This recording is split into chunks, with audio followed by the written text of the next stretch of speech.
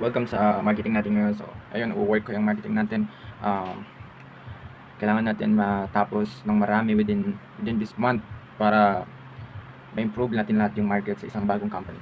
At ganyan talaga tayo mag-market. So, ayun. So, nandito yung computer. Ayan. So, dalawa yung nakabukas. Dalawa yung nakabukas.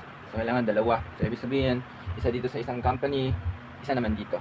So, paano kung napagsasabay-sabay yun? Siyempre, sabi nga nila, kapag desidido kang i-push yung market ng kumpanya na pinagtatrabuhan mo, walang dami ang bilang sa company yan. Kailangan yung enhancement mo everyday. Kailangan motivation para ito yung masasabi ko sa ano ko sa market ko hindi ko pwedeng magrason. Kailangan sabi mo yung totoo, i-develop mo yung market.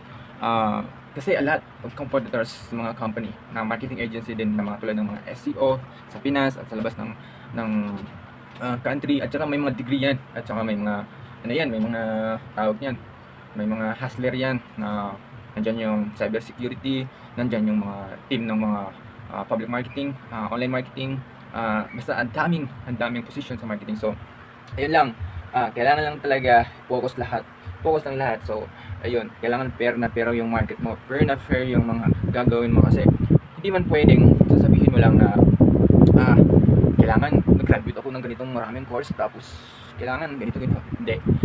Yung ibang kasabayan ko, jobless sila eh. Wala silang work, wala silang dedication, nakaasa pa rin sa magulang nila. Well, hindi ko naman sila binabara sa ganun. Maging responsibilidad lang sana yung pagiging independent mo. Nasa tamang edad ka na, so dapat move forward ka na. Huwag ka nang pa-aside sa nanay mo, sa tatay mo, tubig kayod sila para lang buhayin yung pangarap mo. Kaya nga pinaaral ka. So kailangan, parang kumpanya din yan.